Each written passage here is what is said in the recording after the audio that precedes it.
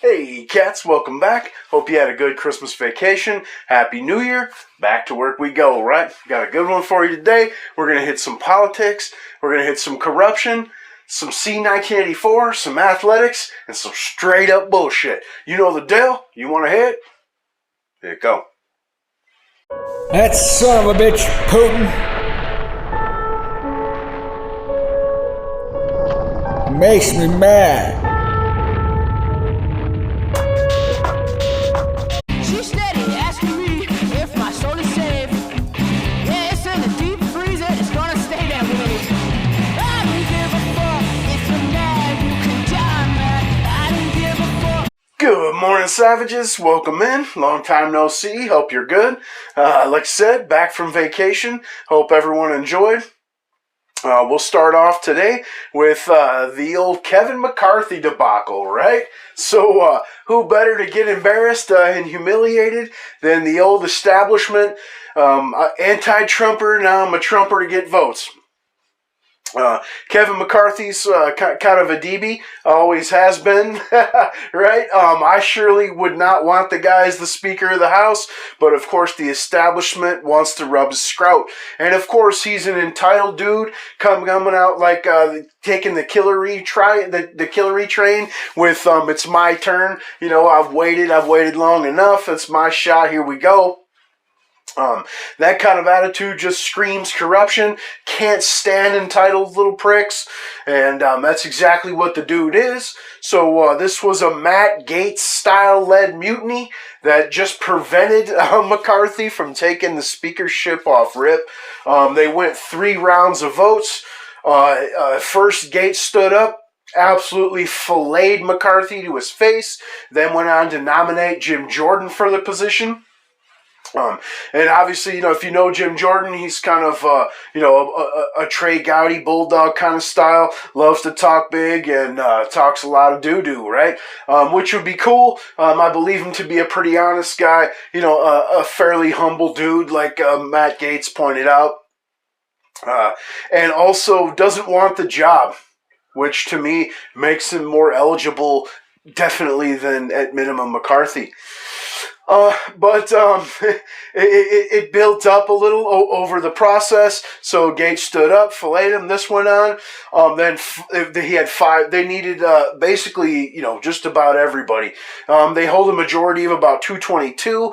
They need a simple majority of 218 to pass their choice for speaker. So basically, all it took was 5 Republicans to say screw the establishment. They got it off rip, first vote, missed the mark. Jim Jordan got 5 votes the first round. Second round, he got 19. Third round, he got 20. Hilarious. Obviously, absolutely not enough to win the position for Jim Jordan, but just enough to throw a wrench in McCarthy's game. It's unfortunate that, you know, you can't get, you know, a Jim Jordan style at minimum as speaker, but he may do better as far as being on some, you know, select committees or whatnot. But I'd like to see the type. But apparently he only got about 19 or 20 Republicans left with any kind of set of nuts or morals, right? And then in walks MTG, right? She's standing outside the Joint acting pissed off. They roll up on her, start to interview her. She starts to throw her fellow patriots under the bus, I guess. Goes on to say that basically 5 Republicans went behind the backs of the majority after weeks of trying to hammer out, you know, the deal for the support for McCarthy. They came in and demanded not only to be the heads of committees, but to also hold sway over subcommittees in the final hour. And, again, you don't know if this is true. Take this with a grain of salt. This is someone that, you know, could very well possibly be benefiting from McCarthy being put in place. MTG is supposed to be like a MAGA or America First candidate, but yet she's trying to side with, you know, the obvious establishment, which the only thing I can deduce is that it's for her personal benefit. But some funny shit. She went on to point out that Gates compared McCarthy to Paul Ryan. And then she went on to point out that Gates voted for Paul Ryan for Speaker. Absolutely hilarious shit. But, so there's no speaker. First time in a century that it's gone several rounds to, verify a nomination, basically. Hilarious. Unfortunately, I believe he will end up with the speakership, but he will have to give in something, I guess. Gonna have to do some more negotiations because obviously, the bullshit he tried didn't work. Which I'm glad to see again. You got 20 Republicans left, I guess, with some morals and possibly a sack. But it's basically what it looks like to the majority, though, is something that Republicans have became famous for, which is snatching defeat from the jaws of victory. They like to do that. You just watch the midterms; they screw themselves. They would rather reign in the minority in hell than be in the as just one of the majority in heaven. But moving on, right? So the January 6th committee, there's several documents that's slowly being leaked out. It's kind of like a Twitter-style situation, I guess. And this latest one implicates old Pelosi herself, her staff, coordinating with the Sergeant at Arms to decrease and diminish security details for January 6th in the Capitol there. And basically, you can see in a text/email chain, and they're asking the Sergeant at Arms to act surprised about the change to the security details and the plans. And we know, through Trump's side of the situation, that he requested extra security for the Capitol for January 6th. Pelosi denied it. Now you know why. This is an orchestrated psyop. It's been pretty obvious since the beginning. They've tried to call this an insurrection with a bunch of, Rees that broke into a building, broke some windows, some doors. They did, trash some property. There was, some slight violence, absolutely nothing to the level that is being made into. They don't come unarmed, basically. You can't have an insurrection with no arms. Really, that's asinine, especially a country like the United States, where we spend almost $1 trillion a year above board spending on military and ops, right? And then you got, they'll run around and arrest grandmas and hold them in solitary confinement. But when you got guys like old, R. Epps, old Mr. Ray out here in the boom boom room, just egging people on to, break into the Capitol. We got to storm the building. We got to get inside the building. This guy's allowed to run free. You're not allowed to ask questions. If you've watched any, of the proceedings throughout, anytime Ray Epps is brought up, whoever's being questioned tends to get furious and starts resorting to cultural Marxist attacks. You're a conspiracy theorist and yada yada. This guy's on film. Again, leaked documents from January 6th states that in a text message to his nephew, he's admitting to orchestrating the event and egging people on, which you can see in several videos, angles, and recording fucking qualities. And again, so you know why. Okay, this is a proven fucking psyop, right? Now moving on, as many of you know, I myself am not a football fan, but a huge majority of the country is, and obviously front page news, Damar Hamlin collapsed on the field. It turns out to be a cardiac issue. The man's 24 years old, obviously in tip-top, health, shape, gets paid to take care of his body. This is a growing trend. It's been absolutely blacklisted and not talked about by mainstream media. The statistics you can look up for yourself. Pre-2021, the average cardiac incident with athletes on the field of their sport is around 20 per year, right? Unfortunately, I did not find the fatality rate pre-2021.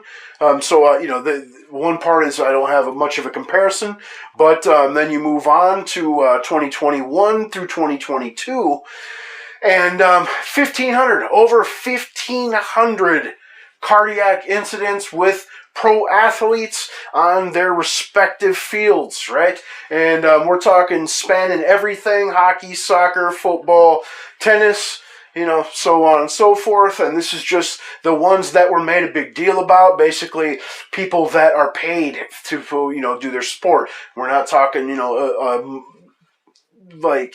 basically forgettable minor leaguers or, high school students, college students, what have you. This is basically just pro. And the ones that get some type of coverage, again, over 1,500 with a 69% fatality rate. Blow your mind? Again, you're talking about people that get paid to be in tip-top physical form and, take care of themselves. I mean, really, and get paid well to do so. So, and they dedicate their lives to, their sports. Absolute machines. This is not normal, regardless of what anyone tells you. And for the YouTube lizard overlords, I am not, declaring it any because of any substance. I am not declaring it because of any medical reasons. I am not a doctor. This is strictly observations and opinions, right? But it seems there's some wild coincidences on the C-1984 vax within just days prior, which again these athletes were made to consume over the past couple years, regardless of choice. The very few that didn't weren't allowed basically to play their sport or on a limited basis, not allowed to cross borders, yada yada, right? So a lot at stake, a lot of money at stake. The vast majority, about 98%, I'm sure, gave in. Right? And, so some rough shit here to swallow, I'm sure. Again, the man's 24 years old. Your heart goes out to him, his family. But, immediately, if this is posted online, the reactions are almost always something about the C-1984 situation, and whether it was ingested by this person or not. We'll connect that, I guess. We'll move that into the next subject here. So you have the C-1984 V-XX out here. They're saying now they're being discriminated against, and they're trying to preemptively stop discrimination, right? After years of them discriminating against you for your personal choices, now they want to be, they were wrong, right? They basically declared war on you, said you should go without medical attention, that, you should die at home, and, just so much disgusting shit has been said over the past couple years, and here they are calling, of course, everyone that didn't take it, we're discriminatory, we're bigots, we're, xenophobes, transphobes, homophobes, whatever you want to say. But, they're worried about being discriminated against, and, after shutting down schools, making kids wear muzzles, forcing, experimental DNA altering drugs onto their fellow countrymen, yada yada. Now, they're worried about their safety. Shit, if that's not ironic, right? I say no deals, no peace.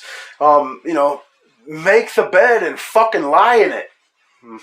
All right, I'm sorry for dropping that F-bomb there, YouTube. Don't discriminate against me. All right. And then moving on, we're going to stick a little bit with the athletics here. So the government of Canada recently received a letter from some very important people. The representatives of the fucking Ukrainians demanding that they keep Alexander Ovechkin from crossing the border into the country to play the game that he loves and excels at, right? The man is now the #2 highest goal scorer of all time, just recently surpassing Gordie Howe and fastly approaching Wayne Gretzky. 2 hat tricks in the last week, 2 goals tonight to come back and finish the tie and the damn game winner, of course, right? The grade 8. He come into Canada, absolutely demolished the Canadians, scored a hat trick, and then posed with their moms.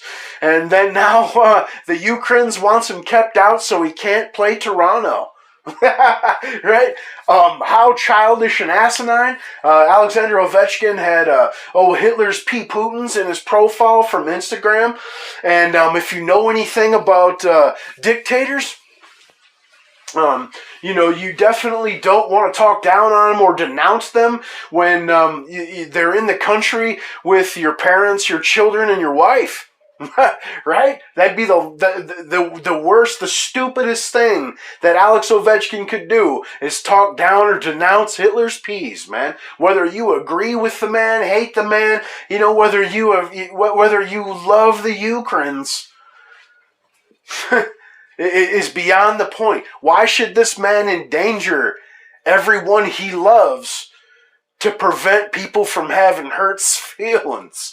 Right? I mean, absolutely ridiculous. Again, we're talking about a hockey player. What impact, besides on his own well-being and families, would it have for him to denounce the war in Hitler's peace, Putin's? I'd love to hear all about it, man. These hurt little miserable bitches will find anyone to blame for their world's outlook and woes. And regardless of your feelings on, who you think's in the right or wrong, this is a dictator versus a dictator in a third world country and a B-rate superpower. So, it has absolutely nothing to do with us. We are putting our great-grandchildren further in debt with the interest payments alone from what they are sending this fucking laundromat. All right?